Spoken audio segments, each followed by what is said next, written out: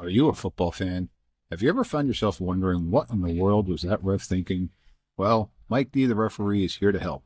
Join me on Whistle Talk as I talk to professionals on the field and in the booth to help you understand what is going on inside the mind of a football official. All right, ladies and gentlemen, welcome back to the next episode of Whistle Talk. Tonight I got with me somebody that a little bit closer to home. I've had a couple of other people from around the country on, but tonight's guest is somebody from our Shore chapter here in New Jersey. I'd like to welcome Mr. Andrew Rosenbloom. What's going on, Andrew? How are things going? What's up, Mike? Thanks for having me. I just want to commend you for this. It's been awesome. I You're appreciate doing it. a great job with it, and it's great to be here.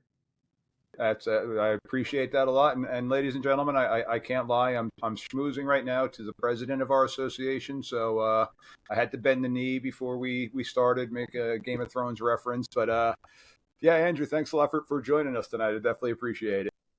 No problem. Great to be here. So, Andrew, why don't you tell our listeners just a little bit about yourself, your experience with officiating, and kind of what got you involved in this awesome thing that we do? Sure. So started right when I started teaching. I got involved. I can't remember exactly how. I've been officiating ice hockey, and I was like, let me get into football. So that was back in 2013. That was my cadet year. So now I've been doing it. And that's going to be, I guess, year 10 as a carded official. So got involved in that. Took the classes down here in the Shore. Worked as a deep wing for most of my time. Now I do some white hatting along the way, and then I got involved in our board. Served as the second vice president and secretary for 4 years, and now this is year one as the president. So it's exciting. Learned a lot through being on the board, being a part of the organization. It's a great organization to be involved in. I think we do a lot of great stuff down here in the Shore. I think we're pretty progressive. We've got a lot of young guys on the board now, which is a nice thing. We're open to some new ideas, and I think we're really headed in a really good direction. Awesome, that's fantastic stuff. And once again, congratulations, first year as the president, and definitely a position that I am happy you can have, and because you got to deal with a lot of other the political stuff that I personally don't want to be involved in. So I appreciate that, truly I do. So, and congratulations on it. And I got a feeling that the season's going to go pretty smooth for us. So I definitely do. I hope so. I hope so. Look, there's always going to be something unexpected, but if we can get ahead of as many things as possible, I think we put ourselves in a good spot. Absolutely. So, as you know, with this podcast, one of the biggest things that I am trying to do is just kind of bring exposure to what we do as officials. And you being on the board and having the close relationship with Tommy Barlow with the cadet program that Tommy runs, and I had Tommy on one of the earlier guests. The cadet program just finished up. Am I correct in saying that? Correct. Correct. I think we finished with 13 new officials, all of whom passed the test at the end of June. So it's a good group, good mix of guys in there. But yeah, that finished up in June. Full disclosure, Tom is my white hat. So when he's not there, I'm the white hat. But it's nice. It's nice to have him as the crew chief. But he does a great job both as a referee and with that class. Yeah, I've personally jumped in on a couple of his Zoom meetings and just kind of listened in the backdrop to the class just to keep a fresh perspective on it. And he does an awesome job with it. And the numbers are fantastic. I mean, my cadet class, I think we finished with 8 total that finished the class, that passed the test. And I think there's only 1, 2, 4 of us remaining right now in the association. Numbers of 13 and whatnot. That's a fantastic number for our area. Yeah, we've been lucky. The past few years, classes have been the biggest since in my 10, 11 years that I've seen. And it's a good group. It's a younger group overall, which is nice to see. There's some older guys in it too, but yeah, I think we're really on a good path. So, where would people go to find information? Being that this cadet class is now ending, next year we'll look to start another one. Where should they go? What kind of references do you have for them to hit up to if they're interested in becoming a cadet? Yeah, there's a couple different ways they can go to our Twitter account, which is just NJFOA Shore, or the Instagram account go to our website. You can email Tom and or me directly. You can email our njfoashore@gmail.com account, any of those things. And then we also get names. The state and the NFHS has ways to show your interest. So we get those names as well. And then Tom reaches out to those people via email. So there's lots of different avenues for guys that are interested that they could kind of get involved. Awesome. And for those that are listening that may be in the car somewhere, I'm going to put those in the show notes too. So if you're a new listener, they're typically always in my show notes, but I wanted Andrew to get a plug in for our short chapter and for our state of New Jersey chapter as well. So NFHS doing its job. So one of the main reasons I asked Andrew to come on the show this evening is his experience as a deep wing. With, again, the experience as being a white hat, but the majority of your time you've spent as a deep wing official. And with that being said, one of our focuses that I would like to get into in a moment or so, but we're going to talk about pass interference penalties tonight. So I know I've had people hitting me up asking for more rules stuff, some mechanics and different things like that. So tonight we're going to focus on both offensive and defensive pass interference. But before we dive into that, Andrew, as a deep wing official, again, for those that are new, New Jersey, we're typically 6-man crews. So we got 2 deep wings on the deep sidelines. A lot of states that I've been talking with, they are still 5-man crews and 7-man crews. Andrew, is there a major difference between going with a 5-man crew to a 6-man crew when you transitioned? Because it is relatively new for us. So the main thing really, and I've worked 5-man games, obviously, as a back judge, 6-man games, which is the majority of games that we work as either the field judge or the side judge. And then I've worked 2 games in our state playoffs, both this year and last year, where we used 7-man crews, where we had, I was still on the sideline as one of the deep wings, and then we had a back judge in there as well. The biggest thing is really your initial keys change in those situations. Obviously, in our 6-man mechanics, we're mostly looking at that outside receiver as our main key to start. And then obviously we'll broaden our view depending on how the play develops. And that changes kind of on really 5-man mostly. On the 7-man games, that back judge will take one of the inside guys. So we still have our same primary key, at least in the beginning. But, you have to adjust as the play adjusts. But there's not a ton of difference in terms of that. A couple little differences, obviously, on kicking plays and things like that. That change as well as a deep wing. But in terms of those pass interference kind of decisions that you have to make, you're still looking at the same things once the play actually happens. It's that Correct. initial keys that might change in those situations. And now getting into a little bit more specifics with the pass interference penalties. The reason why I want it to be kind of a sole topic is pass interference is still going to be a judgment call. And that's where you're going to piss off one side either by making the call or by not making the call on basically every single play. And in today's age, when you're watching college football in the NFL, anytime there's an incomplete pass, you're seeing the hands go up in the air and the receivers looking around for a flag and the officials and stuff like that. So kind of talk us through what your thought process is going in when you're initially reading pass and your key is telling you pass. So what's your thought process? Yeah, for me, the biggest thing is to not be too quick to throw a flag on something that's pass interference. I think guys early on, myself included, immediately you see something that might be pass interference, whether it's a defender, has arms on a receiver or something like that, and immediately you throw the flag. It doesn't have to be like that. You could take a second or two on those flags, and this idea that there's a late flag, not really true in those situations, because you want to see how the play develops and see what actually happens. Did the defender actually, materially influence the play in that regard there? So that's the biggest kind of thing that I'm looking at there. Especially early on, like it's easy for your eyes to wander, but those offensive pass interference kind of pick plays are something that are tough to get. You got to make sure that you're really focused on your keys there to see, is there something that's happening to find there. I think we probably lose those. Those are the ones that are easier to see on film when coaches send them in than they are to see when they happen live. So the more you see them and you focus on what you need to as a deep wing there, those DPI calls, those are judgment calls, but usually that's what you're focused on. That pass is coming to your side.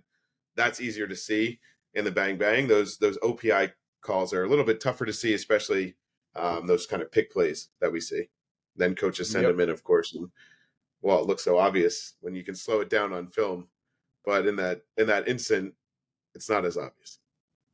So a personal story back in the day when I either it was my cadet year or my first year as a carded official, I got a chance to work one of the state championship games just on the chains. I was there as a shore representative working the chains, and it was not a shore conference officiating crew that was working this state championship game. And I'm not going to name any team names or anything like that, but the game went back and forth, back and forth, back and forth, and it basically came down almost a Hail Mary type of play.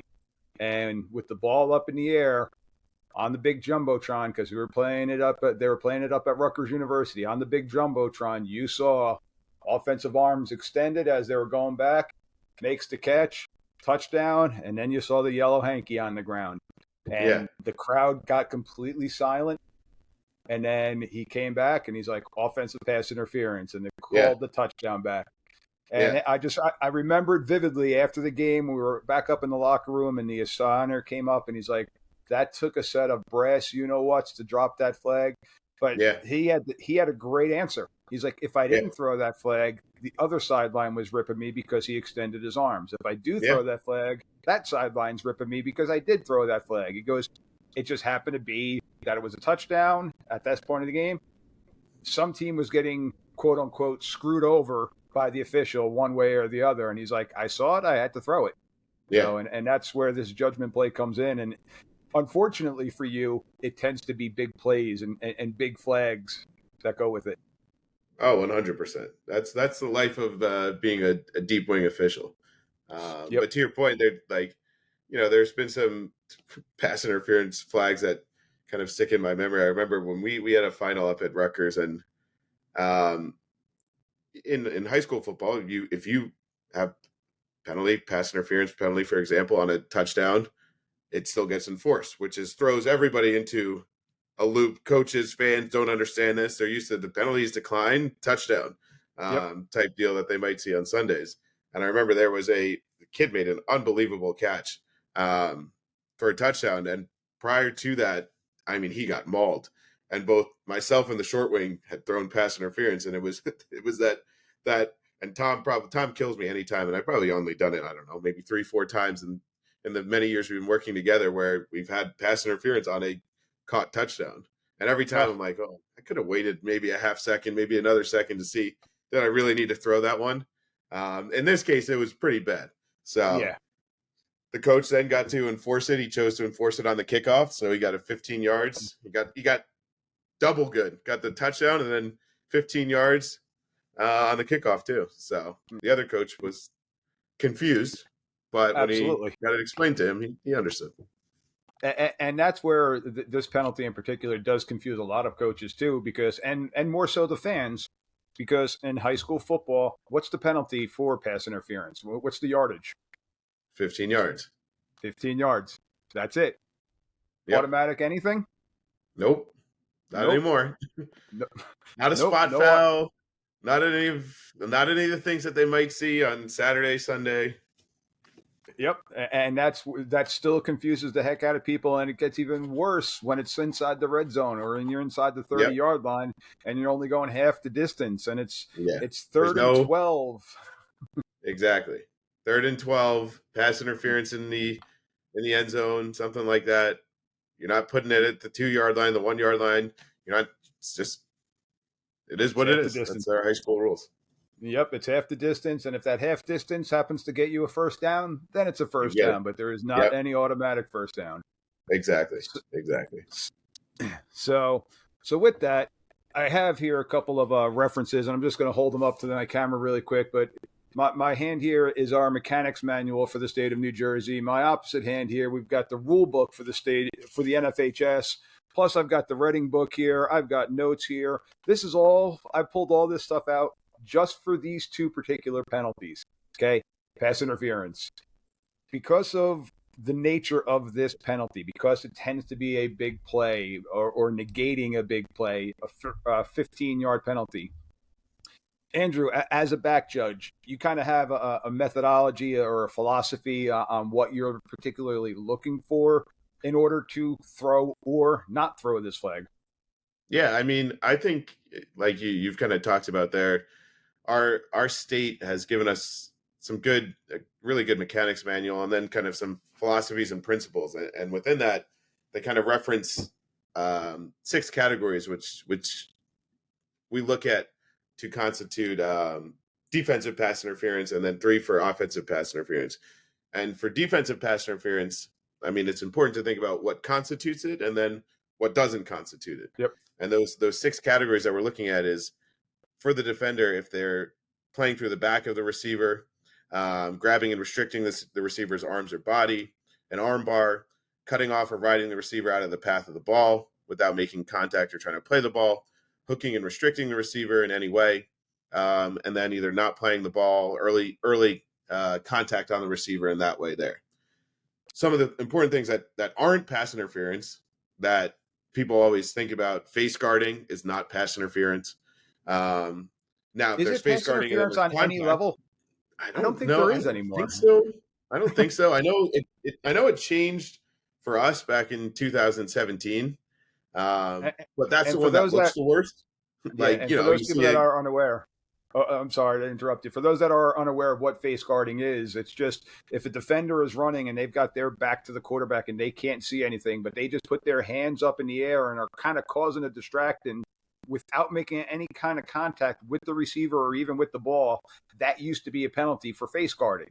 That is no longer pass interference. That is no longer, so face guarding is a legal play. Exactly. And that's the one that looks the worst. You know, you see a Yep. kid who's got his back turned. He's not really playing the ball at all. He's just got his back turned, but there's no contact. So there's no Yep. contact. Now, obviously, if he's face guarding and there's contact involved in there, you know, tackles the kid early, does something like that, then you've got a problem. But face guarding by itself is not an issue. Nope. And then the other thing that always looks bad is, you know, when kids get their feet tangled, something like that. But as long as they're both trying to make a play on the ball, then it's fine. Then we're good. So, you know, you see a kid trip, receiver trips, falls, but if both kids are making a play on the ball, that's the biggest thing. So really, as a deep wing, I'm looking like, is this defender trying to make a play on the ball? If he's trying to make a play on the ball, I'm probably giving him the benefit of the doubt. Now, if he's trying to make a play on the ball and does something egregious, then we're probably throwing a flag there. But if he's trying to make a play on the ball, my philosophy is we're usually giving him the benefit of the doubt. But again, we're looking at those 6 categories. Are you playing through the back of the receiver? Are you grabbing or restricting in any way? An arm bar, cutting off or riding the receiver out of the path, hooking and restricting the receiver in an attempt to get the ball, or early contact in some other way. So now here's a question that I've got for you, and me being the umpire that I am in the middle of the field with all the big uglies, myself included. What would you say is the biggest difference between a holding penalty in the defensive backfield as opposed to an interference penalty? So in terms of if we're throwing pass interference, that ball's in the air. So that's contact that's happening in the air. If I'm throwing, you know, holding on a defensive back or something like that, that's something that might have occurred early on in the play. You know, a receiver's making a break, something like that. Maybe it's a double move, ball's not in the air, something like that. Then we'll be throwing defensive holding. And that's one of the other things, you know, I've had younger officials that I've worked with, like, well, I have pass interference. Well, where's the ball? When did this penalty occur? Because it might have been something that I saw. I'm like, I didn't see anything that happened late when the ball was in the air, or was it something that happened earlier on in the play? And that's really the difference in terms of that. And the reason I'm asking this is, as the umpire, I'm the one that's walking off the enforcement for the penalty, and it is a difference between a 10-yard penalty and a 15-yard penalty. So that's why a lot of times I've got my back to it. I'm spinning around, sometimes late, so I'm not catching that hold. When I'm spinning, I'm kind of looking to kind of help you guys out for if the ball hit the ground or something like that. It's very rare that I, as an umpire, am going to throw a pass interference flag. It happens, but it is not common for an umpire to throw a PI, but you'll get the difference. And as you guys come in and report it to myself and to the white hat, now we're determining, okay, it's a 10-yard penalty as opposed to a 5-yard penalty. So that's a great tip for the younger officials out there to know. It is very important to know when the ball is in the air, because it actually has a determination on when pass interference begins for both the offense and the defense. Am I correct? Exactly. Correct.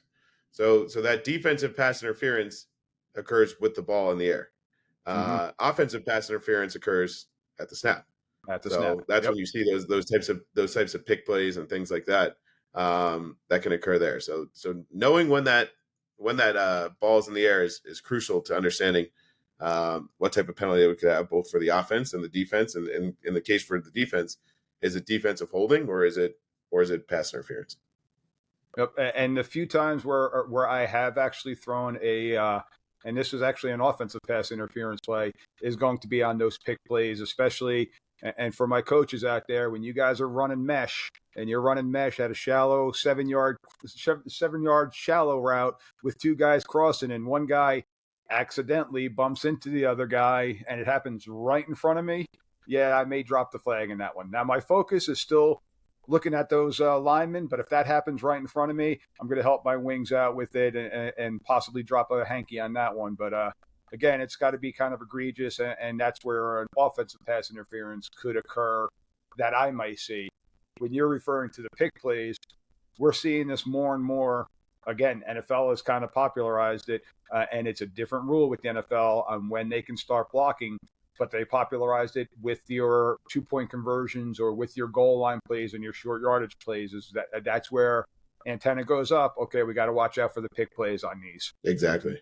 And with that, just kind of leading into that offensive pass interference, we look at different kind of offensive pass interference that we could have, whether it's, creating separation, pushing off in a typical kind of once that passes downfield that way, driving through a defender, and then those pick plays that you may see closer to, the line of scrimmage and things like that. Yep. Obviously, if it's behind the line of scrimmage in high school football, that's fine. We're good with what's happening behind the line of scrimmage. If that passes behind the line of scrimmage, that's fine. And our philosophy is kind of if it's within, even if it gets a yard or two, past that line of scrimmage. Again, we're giving people the benefit of the doubt. We're not going to be overly ticky-tacky on things like that.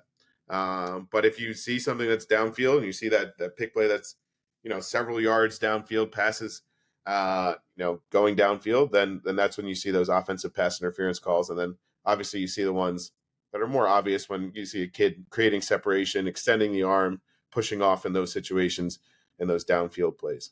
And then those are the major kind of offensive pass interference kind of things that we see. In those So situations. now I could tell you, I don't know how many times I hear it, but in the pregame conference, when the umpire and the referee go and have their pregame conferences with the two coaches, every single time, and I shouldn't say every single time, but a good amount of times we hear, hey, can you watch the offensive pass interference? When they run their screens, their guys are in front of the line of scrimmage. They're not behind the line of scrimmage. And so as you're saying, if you're running that tunnel screen, that bubble screen, whatever type of screen it may be, yes, you are allowed to block downfield in high school as long as the ball is caught behind the line of scrimmage. At the line of scrimmage, that neutral zone area like you were just talking about. It's now when all of a sudden that ball is going downfield where the quarterback may hold on to the ball an extra second or two, and his guys are now engaged 6-7 yards downfield, and they're not catching the ball till 2-3 yards downfield. Well, that's where we got the interference coming into play. And those are the plays where a lot of the coaches don't realize it. Right at the line of scrimmage, we're going to give that to both teams. Like it's going to go both ways for that one too. But they're always saying, hey, can you just watch the guys either illegal man downfield with their RPO games or watch them blocking us downfield? So those are a lot of things that then we'll bring back in our crew pregame conference and say, hey, short wings, deep wings, just keep an eye out for this. They run a lot of screens, so just be aware for that. So now we're sitting here, we're on a computer right now, just BSing about football, and you just rattled off 9 different scenarios, 6 on the defensive side, 3 on the offensive side that are just there to help you determine pass interference. Yep. Ladies and gentlemen, this is a high school game. It is still fast. It is still high level. These are the decisions that we're being asked to make in that moment of the time. So this is why, ladies and gentlemen, when you say, oh, that flag was so late, no, we're processing. We're marinating on it. We're making sure we saw what we saw. It hits those categories or that major category. Here comes the flag. Because too many times, and I know, Andrew, you could attest to it, and myself too, and we're now more seasoned veteran officials, we tend to tuck the flag a little bit deeper to see it first. Where back when I first do it, oh, well, that's a flag. Oh, well, that's a flag. Oh, wait, no, you can't do that. And no, that's not the game, and that's not what we're there for either. So exactly, my parents, my fans that are listening, we're not throwing it late. It's not something that we're sitting there like, oh, wait, that was on Team Red. I don't like Team Red. Here comes the flag now. No, we're letting it sink in. Exactly. So that's the biggest thing. It's not late. It's just, and it seems like it's an eternity, and it's really maybe a second or 2 seconds that flag is coming out, and you see it. Even now there's so many guys commenting on oh, the flag was so late. It wasn't late. It wasn't like you just said. There was some bias that, wait a second, I got it. This is my chance to help Red out. So we're just making sure that what we saw is a flag, and it should be thrown. Absolutely. All right, so with that, we're going to take a quick little break here, and when we get back, we got I pulled up 6 clips from games in our area in the last couple of years, Andrew, that you and I are going to kind of dissect and talk about, break down, and give me your opinion on if there should have been a flag or if there shouldn't have been a flag, and different things like that. So go for a little beer run, go to the bathroom, go get gas if you're in your car right now. We will be back in a moment, so sit tight. If you're enjoying today's show and you want to show your appreciation to Mike D, you can buy him a beer by clicking on the link in the show notes or go to buymeacoffee.com/Mike D the referee. And as always, make sure to click follow and give 5 stars. Thanks for listening. Cheers. Good. All right, ladies and gentlemen, we are back with Andrew Rosenbloom, again, the president, El Presidente of the Jersey Shore chapter, NJFOA Association. Andrew, once again, thank you for joining us. Can you see the video on your screen for you? All good. Looking forward to seeing him. All right. So what I ended up doing here is I pulled up 6 clips again from local games that we have here in the Jersey area, and going to quiz Andrew here, see if he can pick out if it's offensive interference, defensive interference, or if it should have been no call. So for my listeners out there who don't have the video, I'll set the stage for you. We got 4th down and 20 from the 25-yard line going in. So 4th and 20 from the 25-yard line going in. So let me hit play here. All right. Got to get through our nice huddle stuff of waiting for the snap. All right, ball snapped. I want you to watch the inside guy up top. So we got a completion that ends up getting them a 1st down out of bounds at the 2-yard line. So this should rewind it and play back, and you'll notice that white hat right there is a really goofy-looking guy with an odd mustache. Great-looking guy. But that receiver who caught the ball, on the other hand, yep. I think So it's that guy, right there, right in the middle of the field. We're going to focus on this guy here, the wingback on the top of the screen here. He free releases, and then he runs right into the linebacker and creates separation. Yeah, that is a definitely textbook offensive pass interference call there. Now, I'll give the crew a little leeway here. I mean, I think it's one we should have gotten, but that deep wings focus is on that outside receiver again initially. Yep. I mean, he'll broaden out, and that's hopefully something that he can get there. That inside receiver that we were looking at there, that's the short wing's real responsibility initially. So we hope that he gets there. It is in the middle of the field, So it's not like we've got that back judge that's down the middle of the field. That umpire, it's kind of right behind him. It's happening before the ball is thrown, so he's not of help there. So there are some reasons as to why this could be missed, but obviously, that's one that we hope to get and should be called. Yeah, absolutely. And this is why, and again, for my people that have been listening, this is one of the disadvantages of our 6-game crew mechanics is not having that official in center field.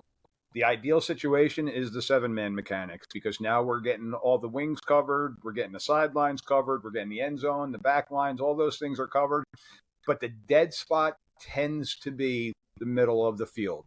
And it's, again, we should have had this. We missed this call. So if the coaches are watching this, we missed this one. But we got to be better on our end to do this. But we missed this one. But that is the spot. And then again, I'm not trying to make excuses, but that is the spot where you kind of get yourself in a little bit of trouble. All right. So here comes our next clip. All right. So again, we got, looks like 2nd and 10 or 1st and 10. Can't really see the down marker. Middle of the field. Receiver, quarterback drops back. What do you got there, Andrew? So let's look at that again. Looks like we got DPI here. All right. So we got motion across the field. Got trips now. And so it looks outside like receivers running a slant. Yeah, we do have a flag on the play.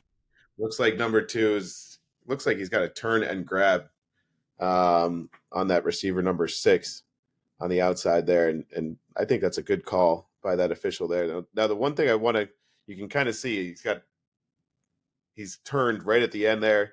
Definitely restricts his ability to catch the ball. The one thing I want to make note is for coaches, fans, they see that flag coming from all the way back there. Meanwhile, it looks like, why did that guy in the middle who's 5 yards away throw it? Why did that guy who's seems closer, that short wing, throw it? Well, that's really not what they're looking at. Yep. It's the guy who's that deep wing. That's his key. And I think he got it exactly right there. But it looks like the flag is coming from, 25 yards away. But that's where it should be coming from. And again, with the motion now, they're motioning over to a trips formation. So now it's putting even more pressure on that short wing because he's now going to be keying on number 2 and 3. Plus, you got to back to his sideline. So if that back were to come flaring out, now that short wing, and again, this is why I've talked about in the past, this is why the responsibility on that short wing is they've got 9,000 different things going on. I do want to bring to your attention on this particular play, check out that slot guy when he goes in motion. Watch his route and tell me if you see anything there too. And here again is our dead zone in the middle of the field. You'll see the motion coming across. Yep. Number 4. Yep. And he's going to kind of run a little shallow and get tangled with the linebacker. Looks like a little bit of a face mask. Yeah, it looks like he gets his face mask turned around there. Yep. So we could have had a 15-yard. We get the 15-yard interference penalty on this one. You could have had a 15-yard face mask penalty also on this one.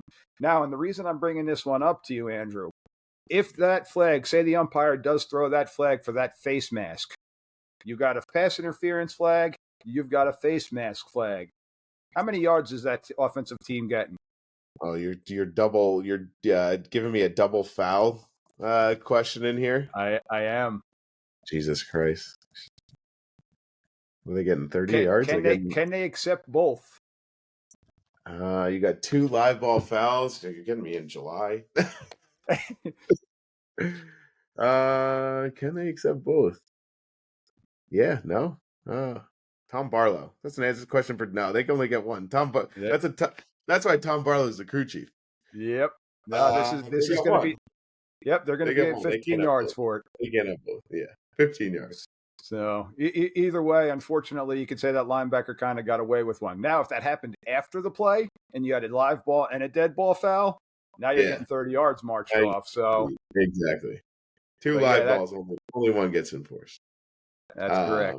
I was going to say, to your point there, when I watched this clip in the beginning, I was like, what is that mess happening in the middle of the field? Yeah. And I couldn't, at first I thought, is it some type of pick play that's happening there? Is he trying to drive the receiver back? Because there's two receivers in about within half a yard of each other. Yeah, the player who got face masked actually takes out the other receiver, his own teammate. The other receiver. Yeah. But and this is one of those plays. I wouldn't say this was an intentional face mask. It looks like the linebacker was just trying to get hands on him. But he definitely caught the face mask and he definitely pulled. So it would have been definitely a 15-yarder, not even a 5-yarder in that aspect. So yeah, and to your point, that's that area of the field with our 6-man mechanics, especially when you've got receivers going downfield on both sides.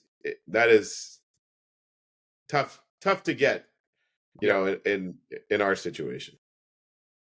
All right, so let's move on. This is going to be clip number 3 popping up here.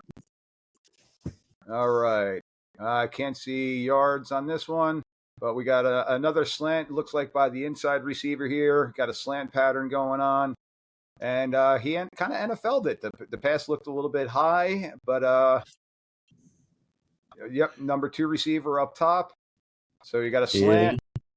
And looks like the safety may have gotten a little bit early. Yeah, to me, that one's. I would say I'm not throwing that one. I don't think there's enough there. I mean, he got there a touch early. When you slow it down, maybe you could see a little bit better. But in real time, looking at it at that speed, I'm okay with nothing being thrown on that one. I don't think there's enough of any type of restriction on the receiver for him to make that play. When we look at it here, I think he tried to sell it more than there was anything else that was going on there. And to your point again, this is another one of those plays where it's right in the middle of the field. So nobody's got a great look. It's not like it's a receiver going down the sideline where we're three yards away, or something like that, or closer to the play. That's down the middle of the field.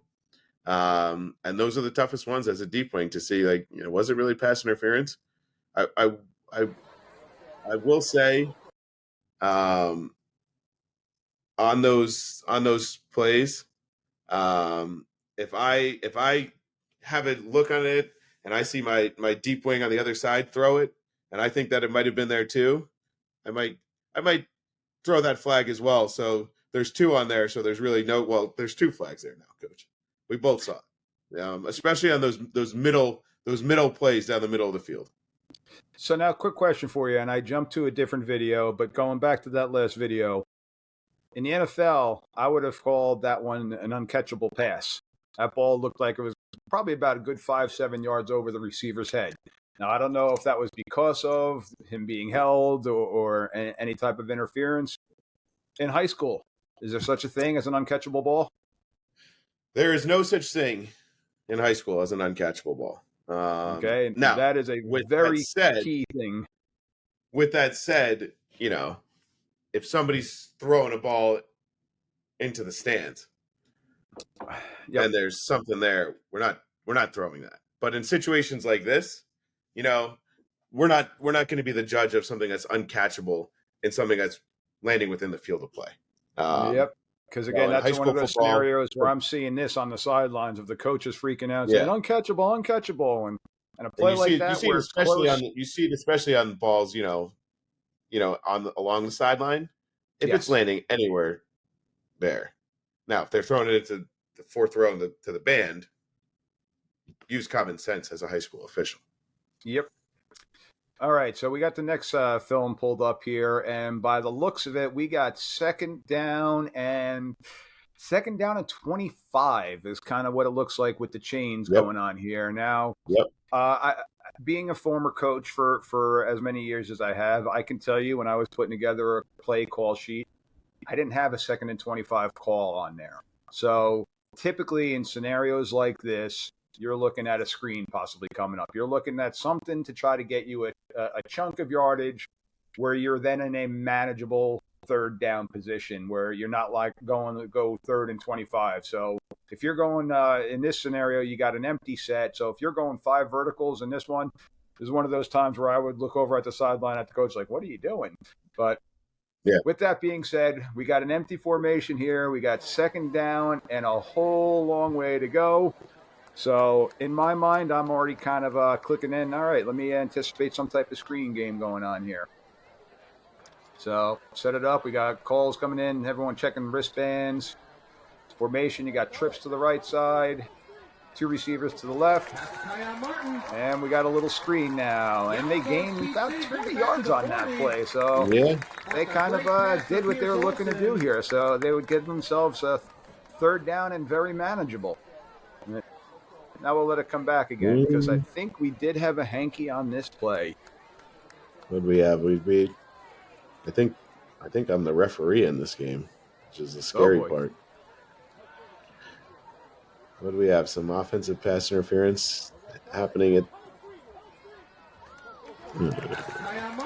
I think I remember this play.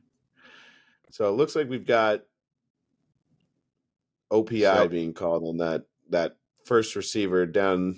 Who's that? That middle receiver? What is that? Right so it looks like it's the outside receiver. Yeah. Coming back in for a tunnel type of screen. Yep. 4 is going to go out and kick out, and you're going to lock on here. And this top receiver here is going to look to funnel underneath. But it looks like he does catch that ball out in front of the line of scrimmage, which is the 40-yard line. Looks like he catches it about the 43-yard line. So it's that gray area, but this is where I think you can definitely make the argument for that on this play. You know, like you said, he catches it right around that 2 yards beyond the line of scrimmage. Now, obviously, it should be behind the line, but we give him a little leeway on these types of plays. It's close. I mean, I think this is one of those where it could go either way. My preference is I probably would have kept it in the pocket here, but I think you could definitely make the argument that that defender could have made the play right there. Yeah, and that's exactly where I was kind of leading with it. It's that gray area spot again, but in my opinion, that kid had an opportunity to make a play on either the ball or to prevent the long gain that they got from this by being. Did you guys call holding or offensive pass interference on this one? Because it kind of looks like he may have tugged on him too. So tugged on him, yeah. I'd rather the hold here than an OPI. I think the hold I would feel much more comfortable with because I think you could definitely argue that stronger than an OPI here. I'm happy that the short wing here, he was on his key. He was looking exactly where he needed to be looking. Yep. And there was something there. But I think you're right. I don't remember if it was holding or OPI. I think a hold is definitely reasonable here. OPI, I don't think there's enough on that, but it's a good play. It's a good play to look at. I'm sure this would be one that there'd be a lot of differing opinions on. Absolutely. All right, I think I got one more here, and this one seems to be. I think this one's a little bit easier. So we got what looks like we got another empty set here. Welcome to the 21st century of football of high school. We got another empty set. So we got quads to the top of the field. We got 4 receivers to the top of the field. And you got, looks like one-on-one coverage going on to the bottom of the field. Yep. So you're going to see a lot of times in this day and age, this typically is going to be their best receiver. And they're going to look to try to get the defense to overshift to one side to get their best player one-on-one and try to get a matchup that they want. So they get the one-on-one coverage here. Quarterback gives them a little nod, so they're on the same page of what's going on. What do you think you got there? Yeah, that's a pretty easy one.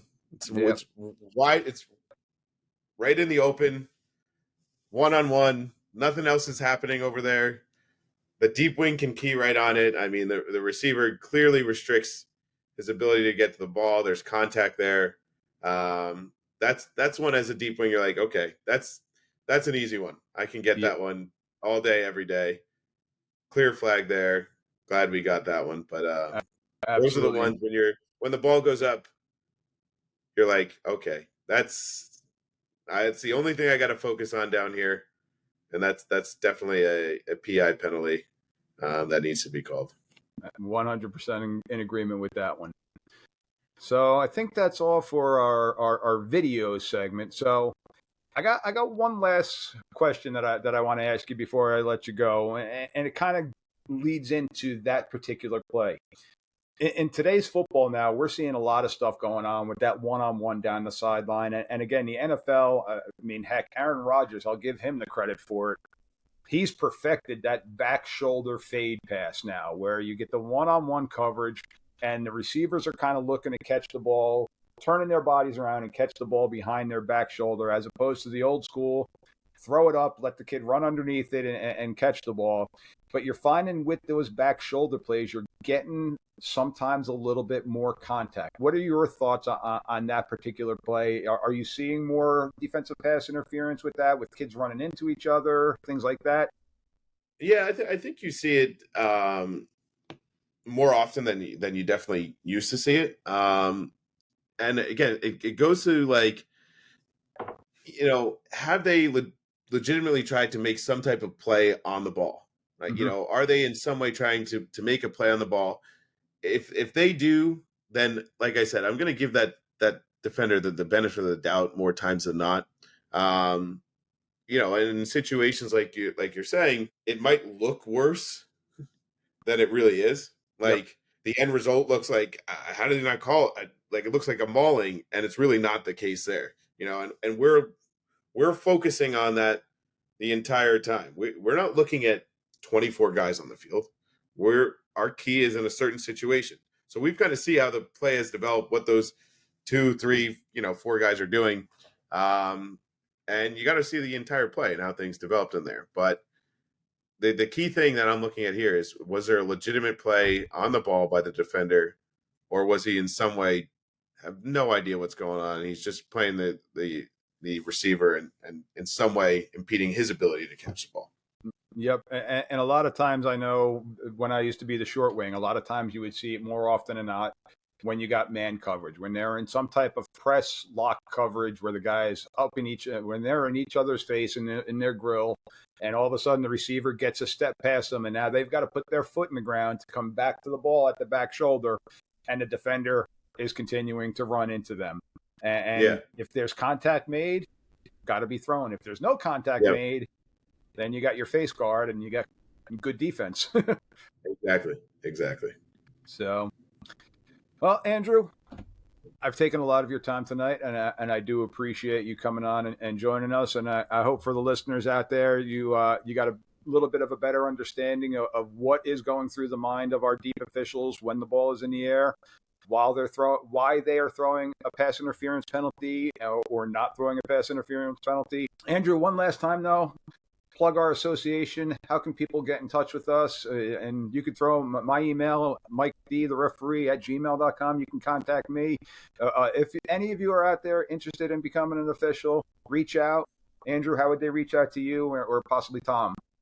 Yes, so they can reach out directly to me. My email is ajr850@gmail.com. You can reach out to our NJFOA Shore @gmail.com email. That gets seen by a bunch of us. We've got our Twitter, NJFOA Shore, our Instagram, same thing. It's a great organization. We got the best apparel in the Shore. The NJFOA Shore apparel is the best apparel in the Shore too. And it's just fun. It's a fun organization to be a part of. It's a great way to make a little extra cash on the side. You meet a bunch of great guys, and yeah, I mean, it's a lot of fun. So there's no reason to not join. If you're looking to get involved, reach out to any one of us. Reach out to Mike, myself, Tom, anybody on the board. And next cadet class starts in the spring, but we always need guys on chains, things like that. So there's a way to get involved even earlier than that. You want to see what a typical Friday night looks like at a game at the Shore, or Saturday afternoon. You can hold chains, get some money doing it that way. We're always just looking for guys. All right. Well, once again, thank you very much for your time. And again, ladies and gentlemen, feel free to reach out to any of us. We will steer you in the right direction. If you're from a different part of the state of New Jersey, reach out. We could steer you to the different chapters. And for my listeners around the country and possibly around the world, there are ways you could find out. NFHS.org, or are they I think they're .org. Yeah. The NFHS, Andrew's looking it up Yeah, for us. Yep. .org. Okay, go to the NFHS.org. You can look for them on Twitter, Instagram. They're all over social media too. You can go through their site. That's the national association that we have. Get yourself involved. It's a great way to stay involved in the sport that we love and continue to make it grow. So, Andrew, once again, thank you very much, and I hope you all have a great rest of your night. Thanks, Mike. Thank you for tuning in to another episode of Whistle Talk, where we unravel the fascinating world of football officiating. If you enjoyed today's discussion and want to stay in the loop with the latest insights, be sure to subscribe to Whistle Talk on your favorite podcast platform. Stay connected with us by following Whistle Talk on social media, where we share behind-the-scenes glimpses, updates, and engage with our incredible community of officiating enthusiasts. Find us on Twitter, Instagram, and TikTok. Just search for the words Whistle Talk. Your support means the world to the show, and we'd love to hear your thoughts, questions, or suggestions for future episodes. Drop us a line through our website or message me on social media. I'm always eager to connect with the fellow fans and continue the conversation. Until next time, keep blowing the whistle on the untold stories and nuances of football officiating. Thanks for being part of the Whistle Talk family. This is Mike D., the referee, saying so long for now.